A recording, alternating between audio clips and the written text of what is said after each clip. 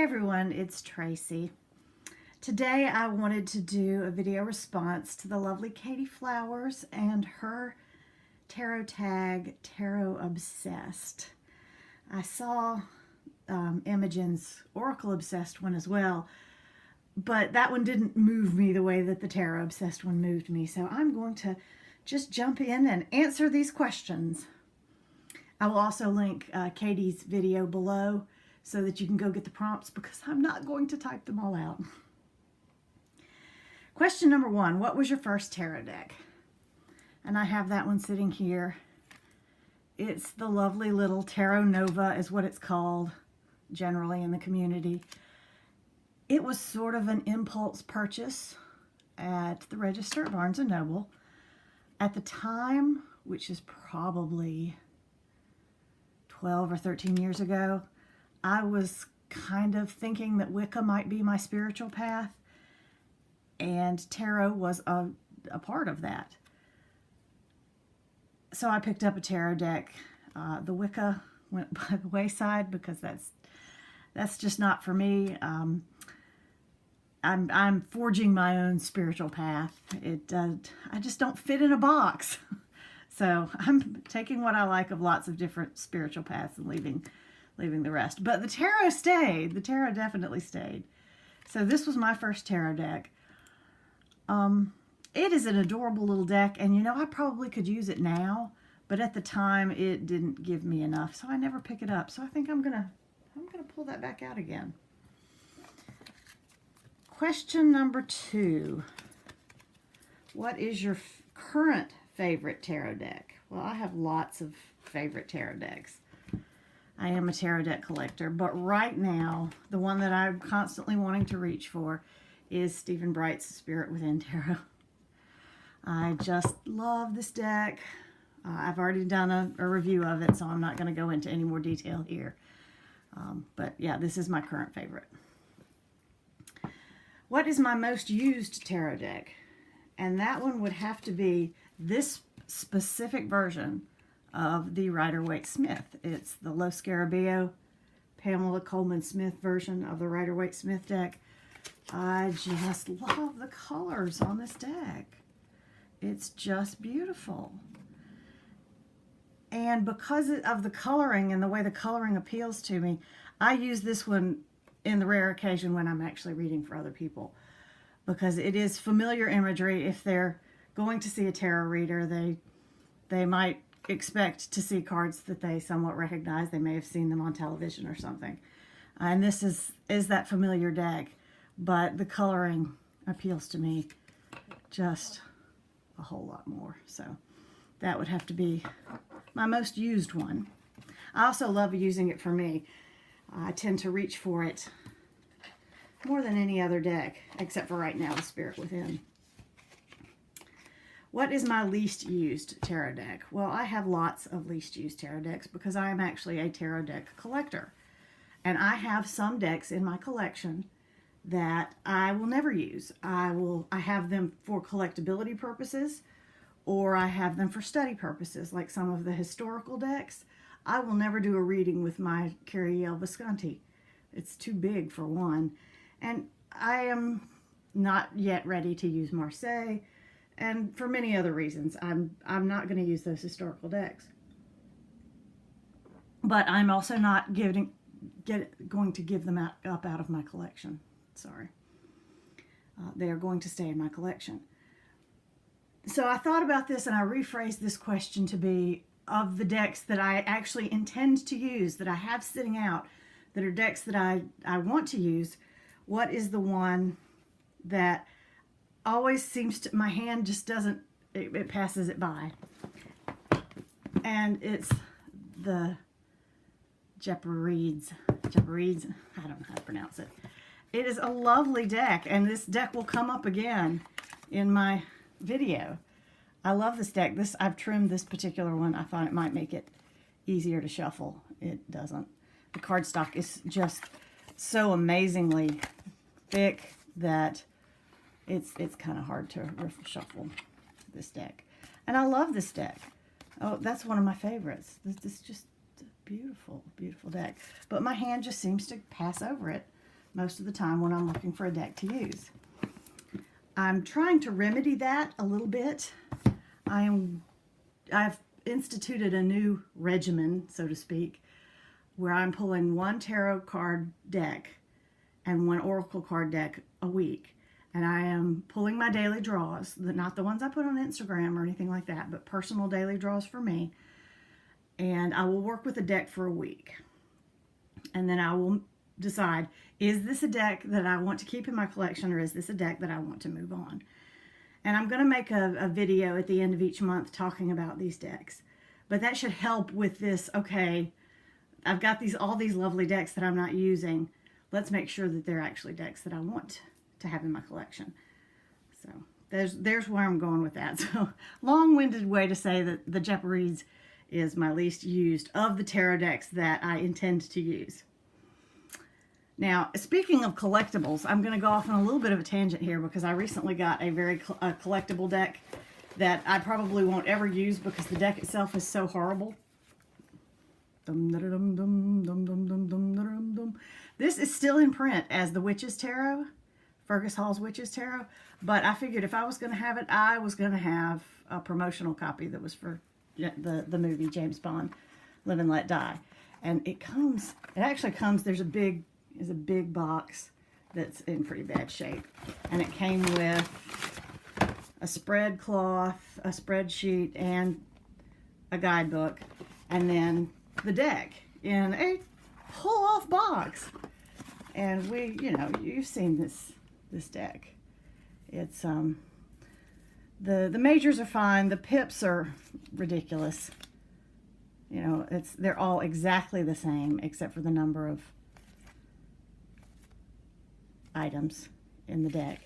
But it also has the marvelous 007 backs. So that was just a little collector piece.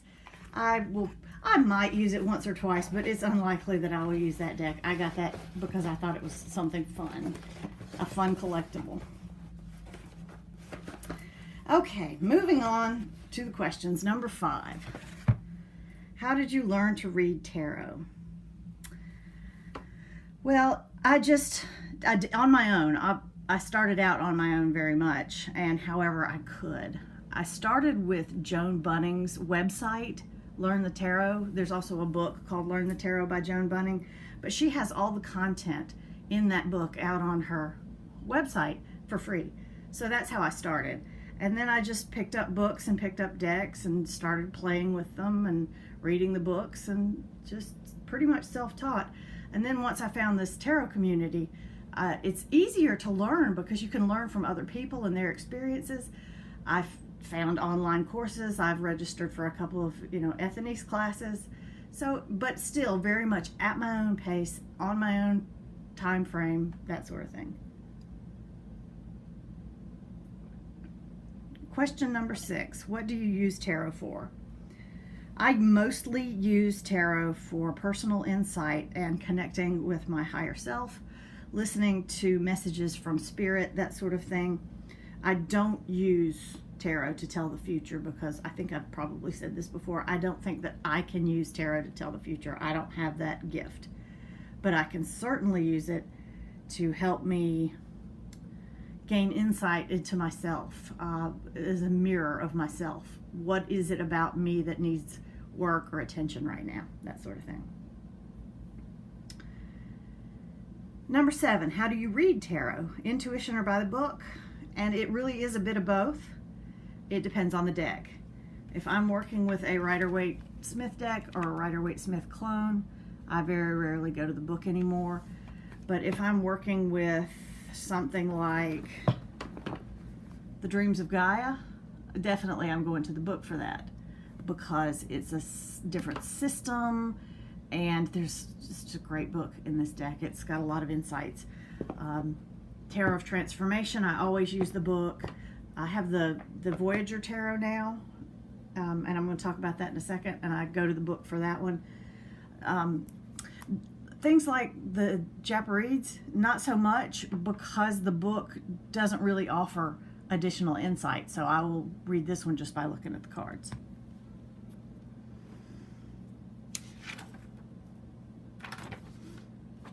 Okay, question number 8. Do you use spreads? And yes, I do use spreads. I need the structure of a spread and the position question to help put the card that's in that position in context for me. If I didn't use spreads, I've tried it, and I tend to just not understand what's going on because there's no context for the images, and just keep pulling cards, and then I've got too many cards to make any sense out of.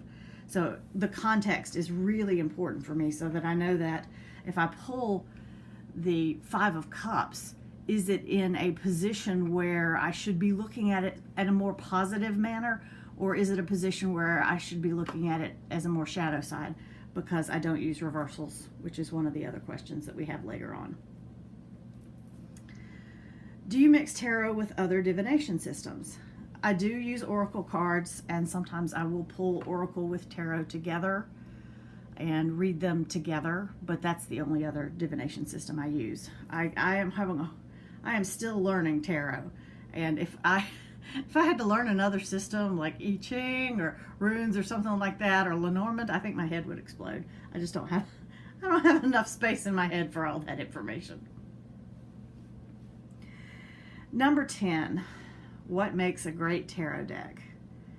This is the toughest question in the bunch, because I used to think I knew what made a great tarot deck. Oh, it's the artwork. But I have since come to the conclusion that it is not about the artwork. It is about whether or not, the bottom line for me is it needs to make sense to me. The images on the card need to make sense to me. And what I mean by it not being the artwork, I've recently gotten the Voyager Tarot, which the artwork does not appeal to me at all. I pretty much think it's hideous artwork. But when I look at these collage images, I know what the card is trying to get across. Now, I'm not so big on the keywords at the top of the minors. I might take those off. I'm not sure. I need to work with it a little bit more because I've only had it for a few weeks. This is my deck of the week this week, and I've been doing daily draws from it, and I have just been amazed at what the messages are that come out of this deck, and it's just an amazing deck. And if you buy just the deck, it comes with this book, which is pretty good, but there is a full-size book called this one, Voyager Tarot, Way of the Great Oracle, that gives you a whole lot more. And you can get these used for like $3. I actually think I got this free with eBay bucks because I've been buying so much off of eBay lately. I've just been absolutely surprised, completely floored by this deck. And so it's not about the artwork. It is so much about what the cards say to me. And another thing, and I know people catch a lot of flack for this, and I catch a lot of flack for this, tarot reading is a tactile experience for me. I want the cards to feel good in my hand. I want them to stand up to use. And no matter how great the artwork is or how much I connect with the deck, if I can't use it because it's easily damaged or I can't shuffle it, then I'm not going to pick it up and I'm not going to use it. And I think that might be one of the problems, aha moment here, with the Japanese. I love the artwork, I love the messages, but I have a hard time shuffling that deck. So maybe that's one of the reasons it just passes me by and I don't pick it up. Anyway, so long-winded explanation. I have to connect with the deck. Number 11. How important is it to you that a deck stick to the tarot system? Well, this is another one where it depends. When I'm doing readings for myself for personal insight with things like this Voyager Tarot, it can follow any system it wants to because I'm not really reading it that way. I'm reading it to learn something about myself, which means that the system isn't as important as the message that I get for myself. At the same time, I like the structure of a tarot system. Again, having the majors, the minors, the courts. that helps me put the cards in context. Otherwise, it's just an oracle. It's just an oracle deck, which there's nothing wrong with oracle decks. I use oracle decks. I love oracle decks. But if I'm going to reach for a tarot deck, I want it to have some semblance of a tarot structure. Now, when it comes to reading for other people, I am going to stay in my comfort zone for right now, and I will use something that uses the Rider-Waite-Smith system because that's the system I know and love the most. But when it comes to, I really need to dig into something about myself, then I'll pull out the Voyager Tarot or the Dreams of Gaia or the Tarot of Transformation, which have a system but are not as rigid in their following of the system. Anyway, long-winded answer there. Question number 12. Do you have any backup decks? Yes, I do. First and foremost, since this is hard to get in the States, I have a backup copy of this one. Just another one. It's still in its cellophane. I haven't taken it out yet because the cardstock is good on this deck and I haven't worn it out yet. But I definitely have a backup of that one. As many of you know, I collect yellow box, vintage yellow box. So I have like half a dozen of these. Most of them I don't use. I do use one, maybe two of them, but most of them I don't use. What else do I have a backup of? I have 2 copies of the Japarides. I have this one that I've trimmed, and I have another one that's still in excellent condition that I haven't trimmed. I have 2 copies of the Druidcraft, not because I needed a backup of the Druidcraft, but the original copy that I bought was the big box and the big, that's the same size deck, sorry, but the deck in the big box with the big book. And I trimmed it, and it's fine. It's a little hard to shuffle. But when I saw that this one was out there and it was ridiculously cheap, and I had heard that the cardstock was a little bendier, I went ahead and got a second copy of this, and I actually used this one, which I haven't trimmed, because it's easier for me to handle. The cardstock is easier for me to shuffle. And I don't intend to trim it, but I love the fact that I do have the book from the big edition. And then I have 2 copies of the Dreams of Gaia. I have, when it first came out and it had the printing error with the last card of the Major Arcana, I have that deck. I never got a replacement card for that one, but I did get a replacement deck. This is the immediately following that printing error version that still has the black backs but is correct in the numbering. Now, my favorite question. Do you have any unusual or unique decks? And I do have some decks that I want to show here that I think are a little bit different, unusual, things that maybe people haven't seen so much. And I want to start with this little weird Rider-Waite-Smith clone that actually, I'm sorry, a member in my tarot class had this deck and I had never seen it before. See, like the purple on the High Priestess?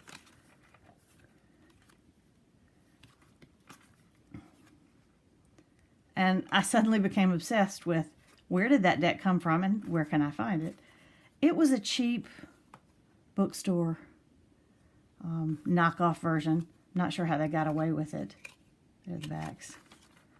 But I eventually found a copy on eBay for not too much money, and it's interesting and fun. It's, you know, it's Pamela Coleman Smith. They even include her signature. But they've recolored it. It's got these beige backgrounds. Cardstock's not horrible, but yeah, I got that strictly for collecting purposes. I have, a lot of people have seen this deck, this weird little Food Fortunes deck. I'm not going to open this one up, but I have that one, which is a bit odd and unusual. My favorite new unusual deck, and I can't pronounce it. It's a Neil Meneghello deck.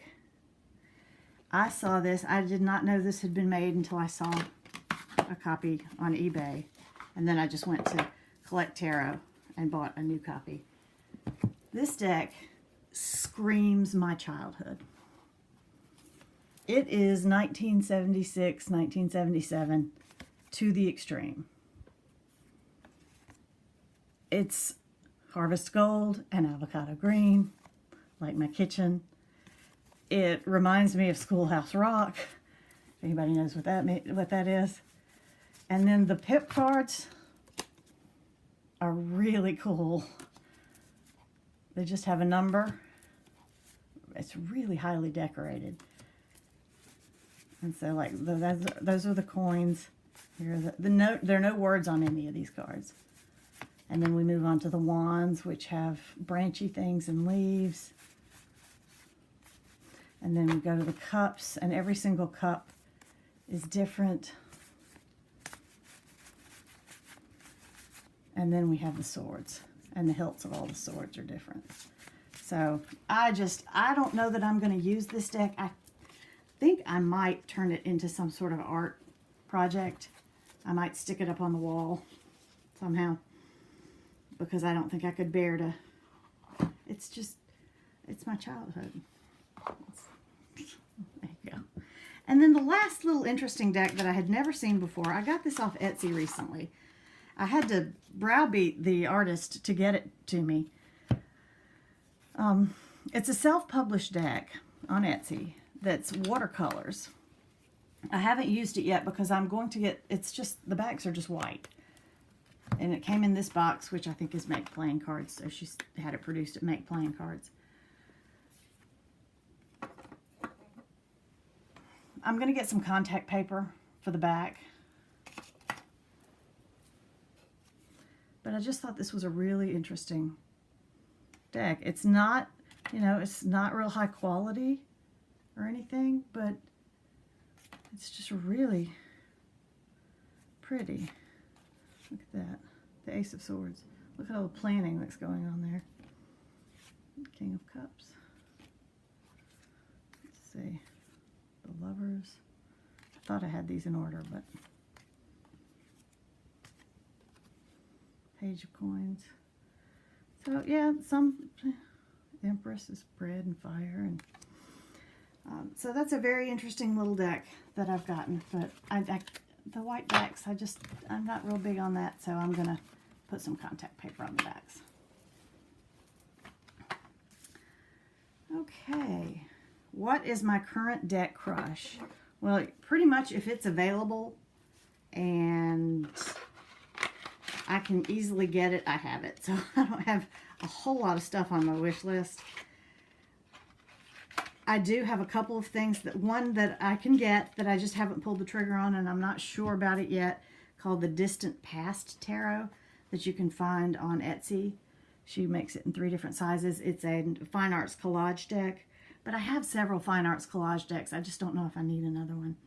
And the Daniloff, which I could probably get if I emailed him the newest version, but I'm not real fond of the borders on the newest version, so I think I'd like a previous version if I can. Number 15, do you read reversals? No, I've already answered that. I use the position in the spread to see the shadow in the card.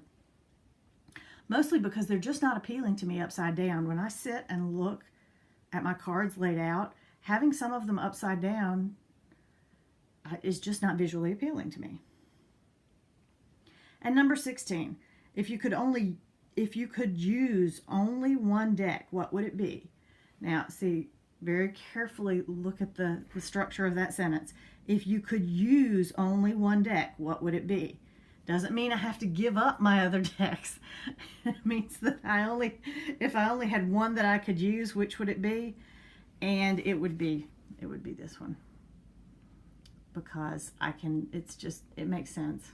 It's the one that gives me the clearest and the best messages. So there you go. That is it, I believe. Yes, that is it in response to Katey Flowers Tarot Obsessed hashtag.